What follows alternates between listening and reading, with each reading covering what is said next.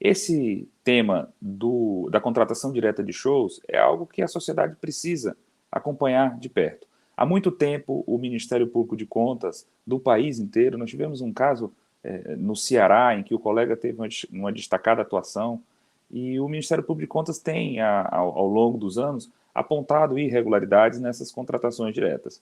Mas o aspecto que está chamando mais atenção da sociedade nesse momento é o descompasso entre essas contratações, entre os valores que são gastos e as deficiências na prestação do serviço público. Muitos municípios pequenos, com uma realidade difícil de acesso, inclusive a serviços básicos como educação e saúde, com déficit de vaga em creche, com problemas de falta de medicamentos na farmácia pública, estão contratando profissionais renomados da área artística para fazer shows com valores exorbitantes. Portanto, é uma pauta importante que a sociedade tem que debater, tem que dialogar, tem que trazer isso como uma prioridade, essa escolha do gasto público. É evidente que no âmbito técnico de análise dessas contratações, o Ministério Público de Contas efetua uma série de um checklist, uma avaliação legal, legítima e econômica dessa escolha e dessa contratação, do processo de dispensa, do próprio contrato. Tudo isso é analisado com muito critério, com muita cautela, sob o olhar e sob o viés jurídico. Mas a sociedade precisa se atentar e é importante que esse tema esteja hoje sendo pauta do debate nacional, porque ele trata muitas vezes da escolha que o administrador público faz em prol de um show com alto custo, numa contratação direta, em detrimento da realização de serviços básicos, muitas vezes na área de saúde e educação, como eu mencionei. A Constituição da República, ela traz o acesso à cultura como algo prioritário. Mas esse acesso, ele tem que se dar de modo parcimônico. O gestor público deve estabelecer dentre as suas prioridades municipais aquilo que é mais relevante para a sociedade. E esse debate público, esse incentivo que a mídia e que os órgãos de controle estão trazendo com essas informações, quanto custa o show, qual foi o critério de escolha, tudo isso sendo tornado público e transparente, incentiva a sociedade a debater a respeito das escolhas públicas. Quando o Estatuto da Cidade estabelece que o município deve fazer, o Poder Legislativo deve fazer audiências públicas para falar sobre as prioridades alocativas no orçamento público, isso também faz parte dessa discussão, porque a sociedade precisa ser trazida para esse debate. Vamos discutir a respeito da contratação desses shows.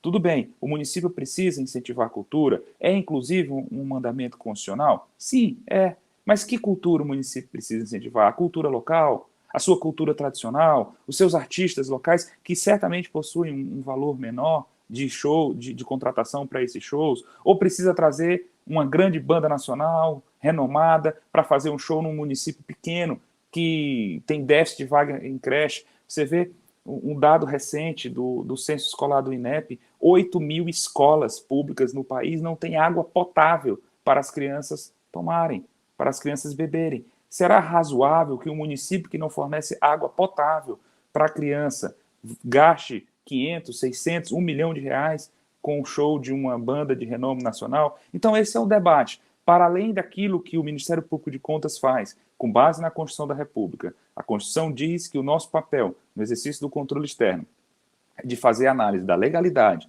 da legitimidade e da economicidade. Então, sobre esses três vieses, o Ministério Público de Contas atua, faz a análise dessa contratação de dispensa e pode ali identificar que houve sobrepreço, que não houve uma justificativa adequada para essa contratação. Tudo isso se dá no âmbito jurídico e é levado aos tribunais de contas, que farão o julgamento dessa dispensa e desse contrato. Isso é importante? É relevante que os órgãos de controle atuem, mas mais do que isso, é importante que a sociedade tenha acesso a essa informação.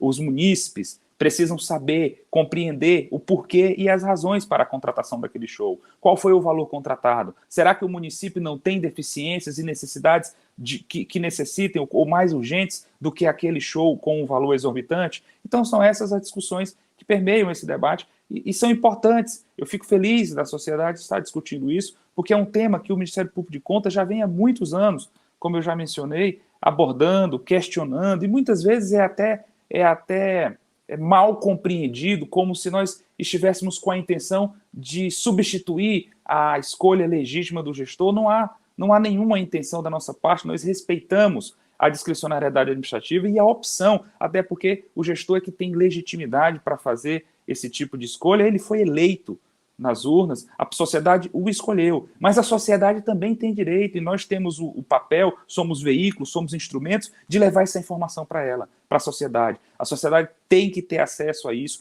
tem que discutir, até para que na próxima eleição ela possa, com base nessas informações, fazer a sua escolha e legitimar aquele candidato que traga a opção que realmente atenda ao interesse público.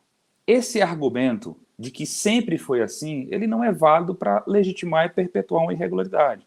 2 erros não fazem um acerto. Portanto, o fato de já ter cometido erros no passado não legitima que o gestor público possa continuar assim agindo.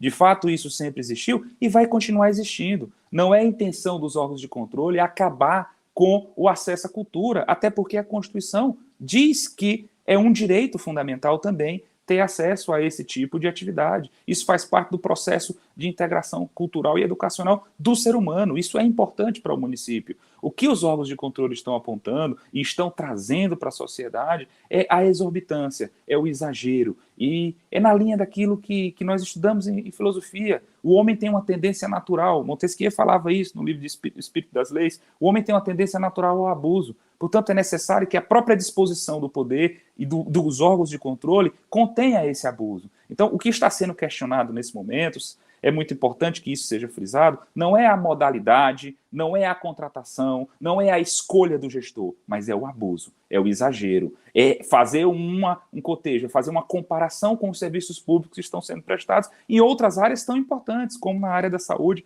e da educação. Então, tudo isso tem que ser avaliado, tem que ser, claro, levado sobre o aspecto jurídico aos órgãos de controle, mas também sobre o aspecto do controle social, a sociedade participando diretamente das escolhas que são feitas pelo gestor.